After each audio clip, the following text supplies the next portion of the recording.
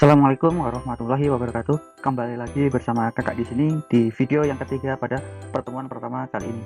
Di video yang ketiga ini kita akan mencoba untuk mempelajari tentang harga nominal dan harga real. Ini judul bab dan subbabnya saya rasa teman-teman sudah pernah baca. Dan pada kesempatan kali ini kita akan mencoba untuk mempelajari harga nominal dan harga real. Yaitu kita akan membandingkan apa itu harga nominal, apa itu harga real, bagaimana implementasinya secara langsung, dan yang kedua kita akan mempelajari tentang CPI Consumer Price Index dan PPI Producer Price Index. Tujuan dari pembelajaran kita yang pertama kita harus tahu bisa membedakan harga nominal dan harga real bukan hanya secara teoris tapi juga secara implementatif. Dan yang kedua, pada video ini kita juga akan menjelaskan satu tambahan bab, subbab, yaitu adalah dampak kebijakan efisiensi bahan bakar terhadap perekonomian. Nah, video yang pertama ini teman-teman akan mempelajari tentang harga nominal dan harga real. Sebelum kita lanjut ke apa itu harga nominal dan apa itu harga real, kita akan coba untuk mempelajari dulu. Ada istilah nominal dan ada istilah real. Saya yakin kakak juga teman-teman udah pernah mempelajari hal tersebut antara variabel nominal dan variabel real di pengantar ilmu ekonomi, tapi kita coba untuk merefresh kembali. Jadi dalam ilmu ekonomi kita akan membedakan dua variabel. Sebelumnya kita mempelajari variabel endogen dan variabel eksogen. Nah, kali ini kita akan mempelajari tentang variabel nominal dan variabel real. Kalau kita membicarakan tentang variabel nominal, itu adalah variabel yang berhubungan langsung dengan harga. Di dalam variabel nominal ini itu kita belum mengadjust atau menyesuaikan terhadap inflasi. Jadi di sini murni harga. Sedangkan kalau harga real atau variabel real ini biasanya berhubungan dengan kuantitas. Jadi kita sudah mengadjust atau kita sudah menyesuaikan dengan adanya inflasi. Jadi kalau variabel nominal itu masih di dalamnya masih terkandung inflasi. Kalau real kita udah menghilangkan inflasi tersebut. Nah, mungkin di PIE ya teman-teman ingat ada GDP nominal, ada GDP real ya, hampir sama seperti itu. Baiklah, kita belajar pertama harga nominal. Harga nominal itu harga yang tertera pada suatu produk. Jadi kalau teman-teman pergi ke suatu toko, katakan Indomaret, Alfamaret atau apa-apa itulah. Nah, teman-teman pergi ke sana, teman-teman beli minuman, terus harganya tertera di 10 itu adalah 10.000. Terus teman-teman beli sarden, harganya 8.000. Maka harga 10.000 sama 8.000, harga yang tertera pada produk tersebut itu disebut sebagai harga nominal. Di mana harga nominal ini belum disesuaikan dengan inflasi. Jadi harga nominal itu adalah harga yang tertera pada produk dan belum disesuaikan dengan inflasi. Berbeda dengan harga real. Harga real itu adalah harga relatif suatu barang terhadap pengukuran agregat, di mana harga ini telah disesuaikan dengan adanya inflasi. Jadi kalau di harga nominal ini inflasinya masih masuk, kalau di harga real ini inflasinya sudah dikeluarkan. Jadi kita mengukur harga sekarang. Biasanya sih harga real itu digunakan untuk mengukur harga sekarang dibandingkan dengan harga di tahun sebelumnya. Contoh seperti ini. Ketika kita membicarakan produk A, harganya itu di tahun 2010 10.000, sedangkan di tahun 2020 harganya adalah 20.000. Kalau kita ngomongin harga secara nominal, pasti harga tahun 2020 lebih mahal. Kenapa? Karena 20.000 dibandingkan 10.000.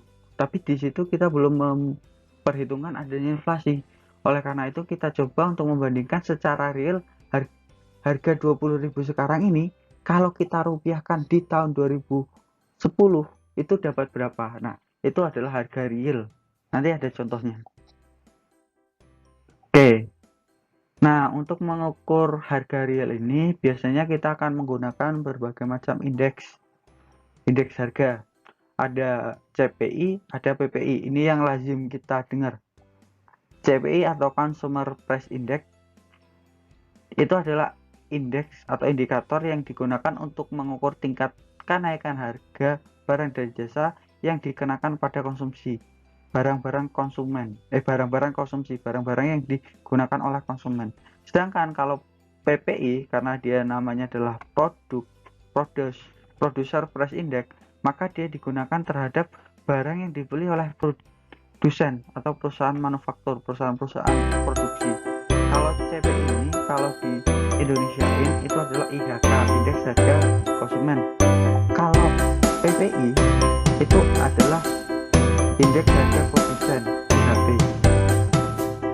Itu sudah kita pelajari di PIE. Teman-teman pasti sudah belajar di PIE. Nah, selanjutnya yang menjadi pertanyaan, sebenarnya indeksnya bukan cuma CPI, ada PPI, ada lagi kalau di Indonesia itu indeks harga perdagangan pusat, indeks terus ada lagi indeks harga per sektor, ada indeks harga sektor agraris dan lain sebagainya.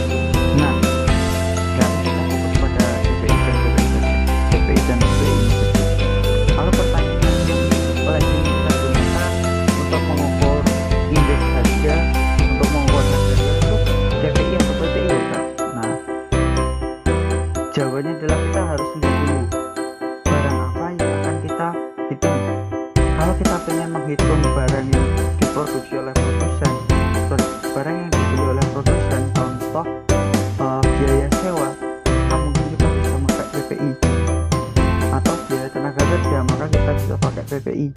Atau biaya bahan bakar, kita bisa pakai PPI.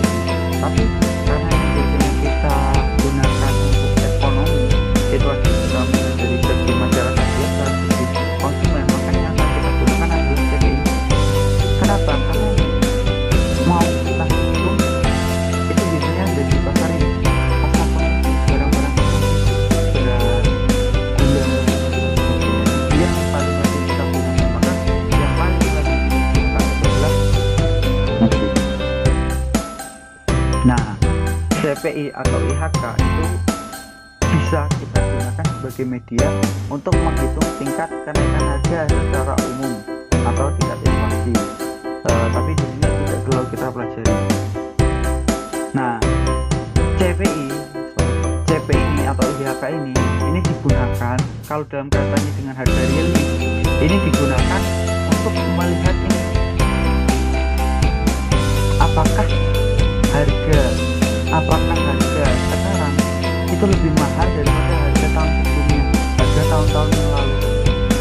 Seperti yang saya bilang tadi, apakah harga barang A di tahun 2020 ini harganya 20.000, kalau kita lihatkan di tahun 2010 apakah lebih mahal 20.000 atau lebih mahal di tahun 2020. Nah, untuk mengukur harga real di tahun N itu kita bisa menggunakan rumus seperti ini, di mana harga tahun real, tahun N, tahun berjalan atau tahun yang akan kita hitung itu adalah harga tahun dasar. Sebenarnya ini bukan harga tahun dasar, tapi adalah harga pembanding. Kalau kita pengen membandingkan harga 2010 dengan 2004, maka harga dasarnya ini adalah harga pembandingnya yaitu 2004. Kalau kita pengen membandingkan 2020 dengan 2000, tahun 2000, maka harga dasarnya atau harga pembandingnya itu adalah harga 2000. Sedangkan CPI tahun N atau IHK tahun N itu adalah harga tahun sekarang, berarti tahun 2020 dikali dengan harga nominal yang ada di tahun N tersebut. Oke, contoh soalnya. CPI atau IHK tahun 1990 itu adalah sebesar 130,7. Sedangkan CPI di tahun 2010 itu adalah 201,8. Berarti kalau kita lihat dari indeks ini, dari tahun 2010 ke 1990 ke tahun 2010, bisa teman-teman simpulkan bahwa CPI-nya ini mengalami kenaikan, ya kan? CPI-nya naik. Nah, kenaikan ini berarti menunjukkan terjadinya apa? Terjadinya inflasi. Berarti di sini bisa kita simpulkan dari tahun 1990 ke tahun 2010 ini terjadi inflasi karena CPI-nya mengalami kenaikan. Itu kalau kita pengen lihat seperti itu. Sedangkan harga tahun N itu adalah Oh, sorry, ini bukan tahun 2019, itu adalah ini tahun 2010. Sedangkan di tahun 2010 harganya adalah 1,54 dolar, harga nominal di tahun 1990 adalah 1,1. Bandingkan harga real tahun 2010 dibandingkan dengan 1990. Jawabannya adalah seperti ini. Nah, ini contohnya adalah telur. Jadi ini barangnya ini adalah telur. Nah, harga telur atau dalam bahasa Jawa kita sebut dok. Nah, di tahun 2010 harga realnya itu adalah CPI tahun. Pembanding dibagi dengan CPI tahun ini dikalikan dengan harga tahun 2010. Berarti CPI tahun ini adalah 208,1, CPI tahun N 130,7 dikalikan 1,54 harga di tahun ini. Di tahun 2010, sorry. Berarti harga real telur di tahun 2010 ketika kita bandingkan dengan harga tahun 1990, harga realnya adalah 0,92. Artinya apa?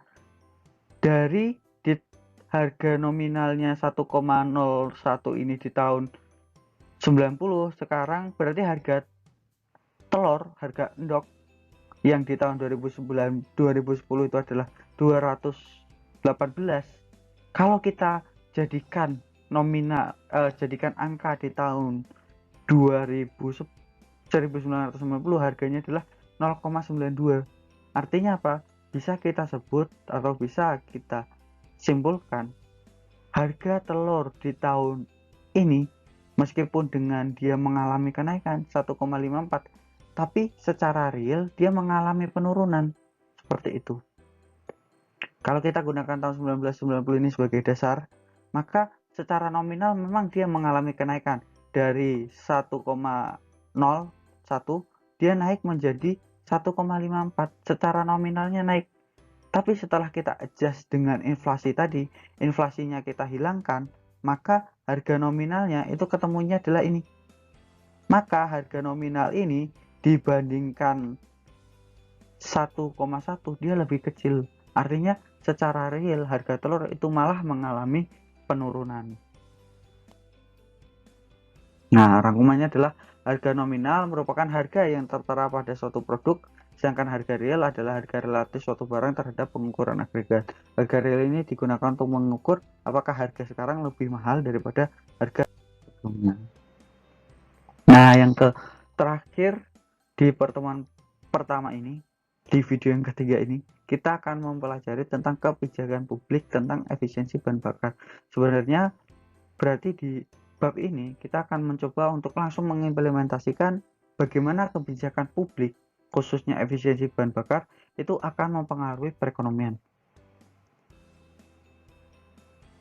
Nah, jadi kebijakan pemerintah mengenai efisiensi bahan bakar ini spasi kurang spasi akan mempengaruhi sektor perekonomian. Ya, contohnya kebijakan pemerintah Amerika membuat sebuah kebijakan menerapkan standar kepada produsen otomotif, produsen yang memproduksi otomotif, mobil dan lain sebagainya, agar bisa menghasilkan kendaraan yang bisa mencapai jarak tempuh 35 mil per galon. Jadi 1 galon bahan bakar itu bisa menempuh 3,35 mil. Itu adalah standar yang ditetapkan. Nah, hal ini akan menyebabkan dua dampak ekonomi. Yang pertama, dampak ekonomi atau dampak finansial bagi konsumen. Dengan adanya standar ini, maka mobil-mobil yang beredar itu akan memiliki tingkat efisiensi bahan bakar yang bagus, sehingga mereka memerlukan bahan bakar yang sedikit. Artinya biaya operasional yang digunakan untuk menggunakan kendaraan tersebut turun karena bensinnya turun gitu. Jadi pengeluaran masyarakat untuk beli bensin itu akan turun. Itu dari segi konsumen. Nah, sedangkan dari segi produsen, dengan adanya teknologi yang baru ini, mereka kan harus membuat teknologi baru, teknologi yang lebih efisien. Artinya apa? Mereka harus melakukan R&D, Research and Development, sehingga biaya produksi mereka akan naik. Nah, biaya produksi yang naik ini akan menyebabkan harga mobil itu naik. Ya, seperti itu kan. Nah, jadi dampak satu kebijakan publik itu bisa mempengaruhi perekonomian. Nah, tugas kita sebagai orang yang mempelajari ekonomi adalah mempelajari apa yang akan terjadi ketika biaya operasional itu turun. Apakah dengan biaya operasional ini turun maka masyarakat akan jadi sering jalan-jalan? Apakah sisa biaya tadi atau eh, karena bensinnya turun kan maka ada uang yang berhasil mereka simpan nih. Nah, uang yang berhasil mereka simpan itu apakah digunakan untuk jalan-jalan, apakah digunakan untuk tabung, atau digunakan untuk membeli barang dan jasa yang lain. Seperti itu. Contoh analisisnya. Contoh analisis sebagai produsen. Ketika biaya produksi mobil naik, maka harga akan naik. Apakah harga akan naik ini dibebankan ke konsumen dengan menetapkan harga yang jauh lebih tinggi, atau akan dibebankan kepada produsen, yaitu mereka akan mengambil laba yang lebih sedikit. Nah, kebijakan-kebijakan seperti ini itu bergantung pada banyak hal yang akan kita pelajari pada pertemuan selanjutnya. Ini rangkuman dari tadi. Harga nominal itu harga yang tertera pada suatu produk, sedangkan harga real harga pengukuran agregat secara agregat relatif suatu barang terhadap agregat, sedangkan setiap kebijakan di sektor publik itu akan berdampak pada sektor perekonomian. Sekian yang bisa saya sampaikan.